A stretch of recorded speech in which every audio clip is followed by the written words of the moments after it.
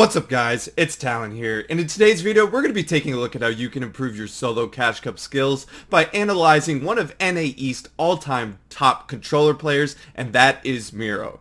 But before I get into this VOD review guys, if you do enjoy my content or find what I'm telling you helpful, please drop a like on this video, hit that subscribe button, and turn on post notifications. Also, I recently just got my supporter creator code in the Fortnite item shop. If you want to support me in that way, use code Talon.fn, #ad. But without further ado, let's just jump right in. Alright guys, as you can see on the screen, we have Mero's POV. We're going to be taking a look at his first two solo Cash Cup games because they were both Victory Royales. This first game is going to be a high kill, 14 kill win. We're going to take a look about what Mero does that allows him to be so successful in all levels of competition. Let's take a look here. He's landing over here at Junkyard. No surprise for the mechanical part. Sorry, it started up quickly. We'll get it fixed. But this mechanical part is going to allow him to pretty much guarantee that he doesn't have to fight with makeshifts for too long. Now, he gets kind of pushed from opponent from behind, and you're going to hear him quickly build here. He immediately gets high ground with a nice little crack, and the opponent actually had no mats. So does a good job of getting those materials there. Let's fast forward to the next portion real quick. Shouldn't be too long. But Mero, one of the best controller players in NAE East. I've been wanting to VOD review him for a long time. He doesn't do a ton of YouTube content, so we have to do it here in replay mode. Let's go into this next engagement. It's an important tenet of pre-fight damage. Notice he takes a big because he notices that opponent's up there. He's going to position himself perfectly. And now what I'm also going to talk about is that this submachine gun is incredibly good. These makeshift subs absolutely fry at range. They're even better at compacts. I don't know what it is, why they're so tight. They're better at ARs for starting off fights. Fries off a good 30 shield.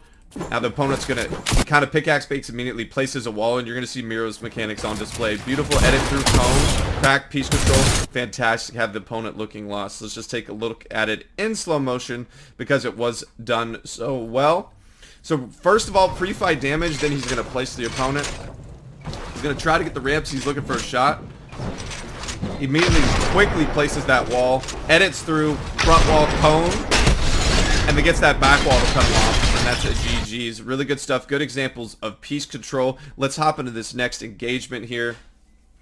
Now, the fourth engagement is going to be scuffed, so we're going to skip over it. Replay is absolutely horrendous right now. So he tries to one-pump this opponent. He actually ends up shooting the NPC. We're going to see beautiful. Tries a pre-box, but then recognizes that the opponent's going to go up, and that is a GG's. It was so quick, lightning fast. Let's take a look at it, but let's talk about the preemptive piece control. What is Mero doing so well to end these fights literally less than 3 seconds? Well, let's go back, and then we'll put it in slow-mo. I'm going to talk about the pre-box. We're going to talk about predicting where your opponent's going to go. So you saw him try to get that one pump there. The opponent actually shoots the NPC, causing him to leave.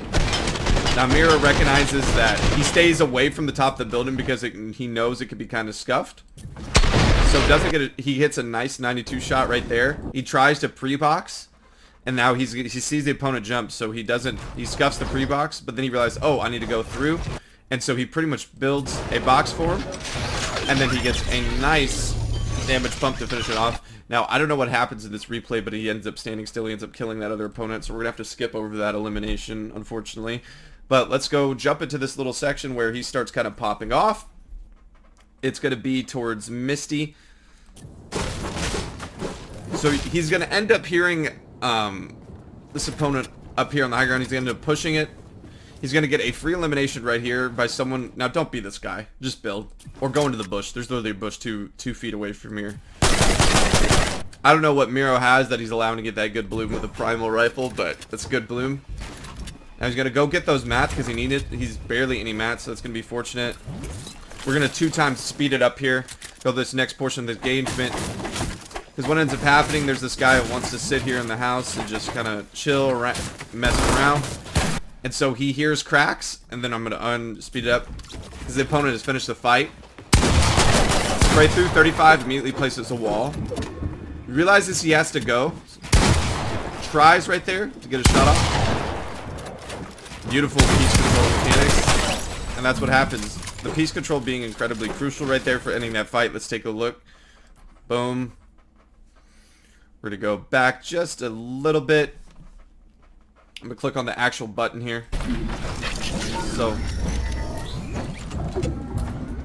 He's gonna go up here. Now he's gonna take some good attempts. Misses the shot right there, but places the wall through and immediately gets the cone through edits. Ducks immediately back to the left side to protect. Gets another side. The opponent actually returns fire, but then he actually places a cone, and it's a GG's. Next portion, let's get into the next engagement. This opponent, this is also a good sign to key, because he's going to end up getting to edge zone, taking all his heals. Now this opponent's boxed up on wood on edge. He's eventually going to get this big off, and then he's going to immediately push, because this guy is screaming to Mero that he's not a good player. Sprays through. Tries to get it right there. Good crosshair placement, just misses. Good movement, duck back, and the opponent is scuffed. Portis Chad 23, probably a console player, and so ends up. That's a good sign to just push those type of opponents. Built up, boxed up on wood and edge in third zone. Probably not the best player. I don't know if he's clipping or whatever, but let's go into this next portion. Alright, we'll go a little bit back, because this opponent's gonna be. Now he sees this opponent here, gets a good pre-fight damage with a scar, so Mero's gonna be keying its first game. Misses that shot, tries to spray through, 3 fires, doesn't get it.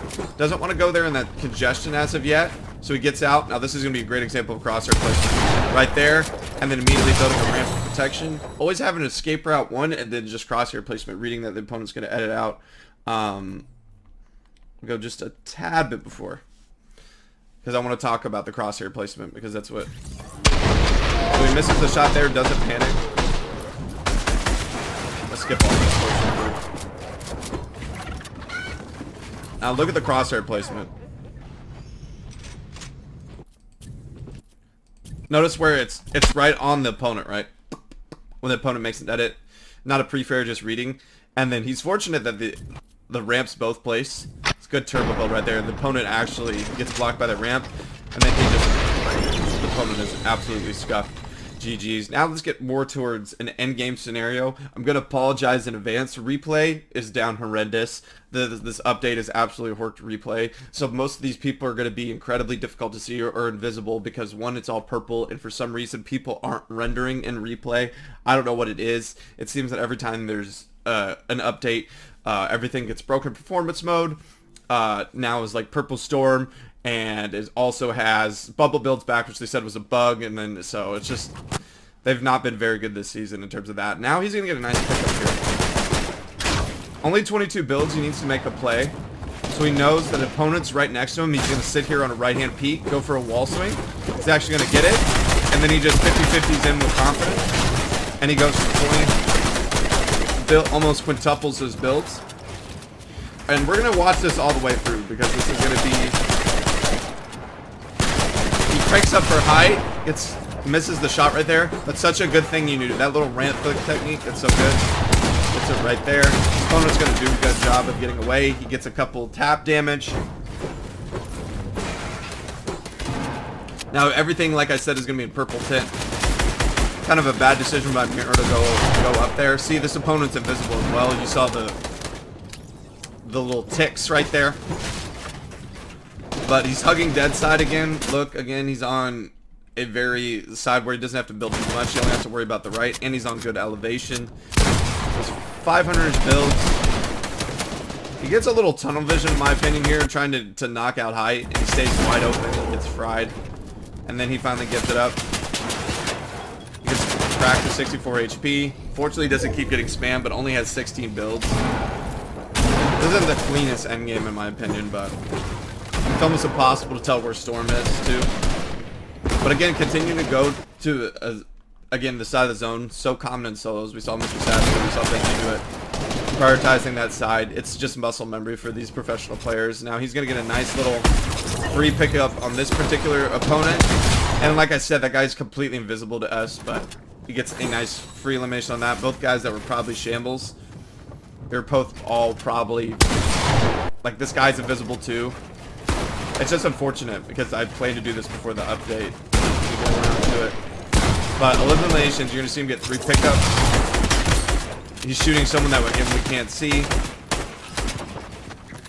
But he ends up getting A little bit of it. He takes RPG, but he's not actually going to use it, I promise. Only 11 builds. He decides to opt for a big. Now this opponent dies underneath him. He doesn't go for the mats. Like I said, replay is horrible, and endgames are horrible right now for Fortnite if you play in performance mode. Nice. Gets a nice little one tap right there. Has barely any mats, but ends up using it to get ahead. Someone's keying into his box. He pre-fires him and then gets the finish. Doesn't go for the mats. The opponent is underneath, invisible to us. Gets a nice little crack. I think the opponent has no mats, and that's a GG's.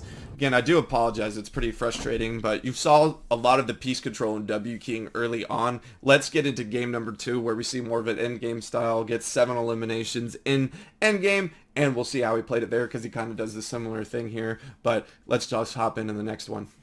Alright guys, we're in game number 2. Like I said, you're going to see 7 eliminations towards the end game, but we're going to just pick up at this mid-game pickup, because this loadout is going to absolutely blow your mind what Mero has, and it's incredible because he actually doesn't need to use it in this particular gameplay. So let's just hop on in. Let me switch it to gameplay. I apologize. Let's go. So you see him pickaxing a cone. You're going to hear this opponent get fried, and Mero's going to do a great job of kind of, you hear that cracked shield right there? So Mero's going to do a good job of picking through. He gets right behind him, sprays through, and then he's going to set up the Metro Classic to, when the wall is one tap. The opponent has the blueprints out. That's going to be a GG's. And look, he gets 3 floppers from this guy. This guy had 7 floppers on his body. And the sad part is Mero uses one of the 7 floppers and still wins the game. You see the mat split here. We're then going to just kind of fast forward to the end portion of this game. Let's get like right here-ish. And then we could talk about his rotations and all that going into the last part of the zone. Again, as you can see, hugging a side of zone. Everything being purple. We're just going to play this through. He has a good amount of mats, 100 plus builds. Immediately just goes down here. Getting ahead, playing on dead side. Look how all this open space he uses. There's Surge. Looks underneath for opportunity. There's apparently is someone right there. He apparently boxed that guy like a fish. Like I said, I apologize. Again, when I did this vibe review, I expected there to be actual opponents that you could see. But there's someone in that box. He just boxed like a fish. He has 8 floppers. You're going to see him continue to 129 builds. You're going to see him drop down. And the reason why solos, when you have a lot of mats, dropping down could be your best friend. You see a crack right there with the replay mode being horrible. But look at all this empty space. He just keeps going more and more towards dead. Kind of conserve tarp until he gets in. Gonna sit back here, look for picks. He's absolutely stacked. 86 builds. We actually see someone in a car.